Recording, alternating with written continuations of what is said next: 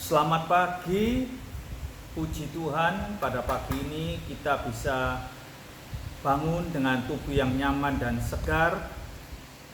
Terlebih lagi sebelum kita memulai kegiatan kita, segala aktivitas kita di hari ini, di hari yang baru ini, kita terlebih dahulu kita akan merenungkan sebagian daripada renungan firman Tuhan yang terambil dari 2 Tawari 13.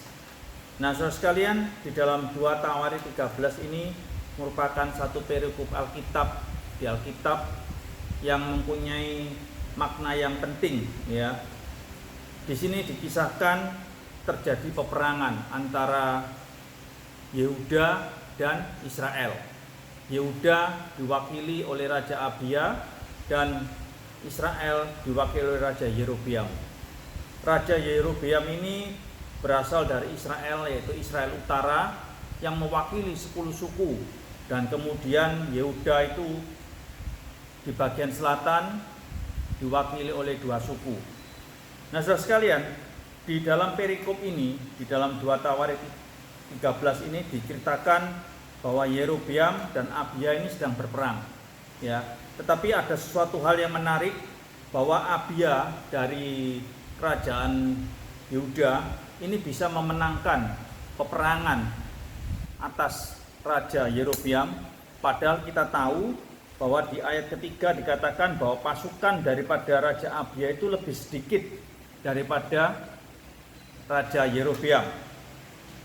Di ayat yang ketiga dikatakan bahwa Abia mengerahkan 400.000 prajurit, sedangkan Yerobeam mengerahkan 800.000 prajurit. Jumlah daripada Yerobeam, tentara Yerobeam itu sangat banyak, ya. Nah, saudara sekalian, tetapi ada yang menarik dari kisah ini, peperangan ini, bahwa Raja Abia memenangkan peperangan ini karena Raja Abia mempunyai satu kunci. Kunci kemenangannya itu cuma satu. Raja Abia mengandalkan Tuhan, bukan mengandalkan tentaranya.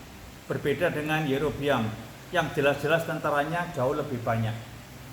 Nah, saudara sekalian, dari kisah peperangan ini antara Abia dan Yerobeam ini, makna apa, pelajaran apa yang bisa kita petik dari perikop Alkitab ini? Saudara sekalian, di dalam kehidupan kita seringkali kita juga dihadapkan dengan berbagai macam masalah, tantangan, pergumulan, kesulitan, apapun yang kita alami di dalam kehidupan kita sehari-hari. Bagaimana kita menyikapi tantangan-tantangan tersebut? Apakah kita selalu bergantung kepada diri kita pribadi, ataukah kita lebih mengandalkan kepada Tuhan? Saudara sekalian, kalau kita lebih menggantungkan pada diri kita pribadi, kita itu seperti Raja Yerobeam, ya. Percaya dirinya terlalu besar, tetapi dia mengalami kekalahan. Nah, kalau kita mau hidup dan dengan mengandalkan kepada Tuhan, maka Tuhan pasti akan menjadi pemimpin dan pembela kita. Dan hidup kita yang selalu mengandalkan Tuhan, Tuhan pasti akan menolong di dalam kita menghadapi setiap pergumulan dan permasalahan yang kita hadapi sehari-hari.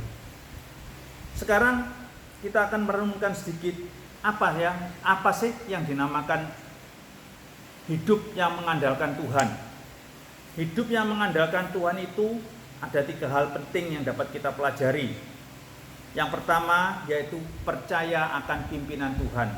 Itu terdapat di ayatnya yang ke-12. Ya, di ayat yang ke-12.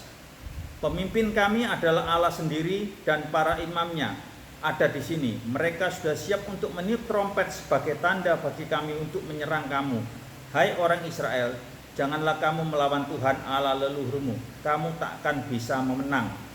Pemimpin kami adalah Allah sendiri. Jadi kita harus percaya bahwa pemimpin dalam kehidupan kita adalah Allah.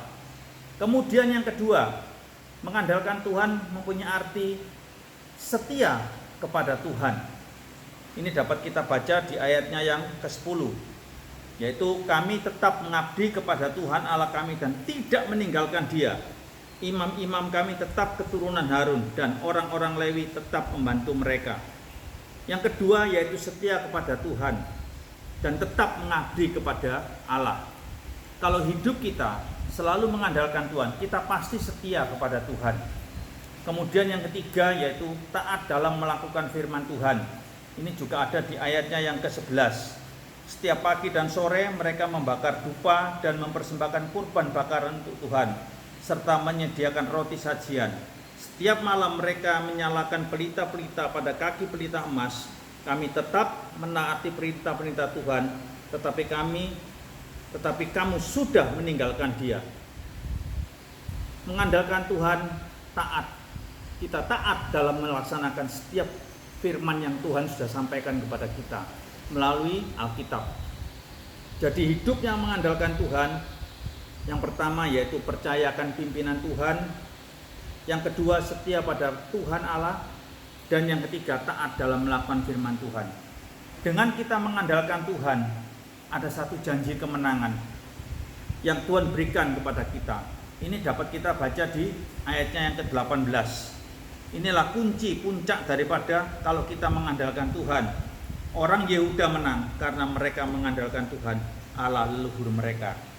Saudara sekalian, dari renungan yang kita baca pada pagi ini, ada pelajaran yang penting yang dapat kita petik, yaitu bahwa hidup kita di dalam menghadapi setiap pergumulan yang kita alami dalam kehidupan kita sehari-hari, andalkan Tuhan di dalam kehidupan kita. Saudara sekalian, firman yang barusan saya baca itu memang agak berbeda ya, karena saya membacanya dari bahasa Indonesia sehari-hari. Itu jauh lebih mudah mengartikan daripada saudara baca di terjemahan baru. Kiranya firman Tuhan pada pagi ini boleh menguatkan kita dan juga boleh memberkati kita, supaya kita tetap hidup selalu mengandalkan Tuhan, dan Tuhan pasti akan memberikan kita jalan kemenangan. Amin.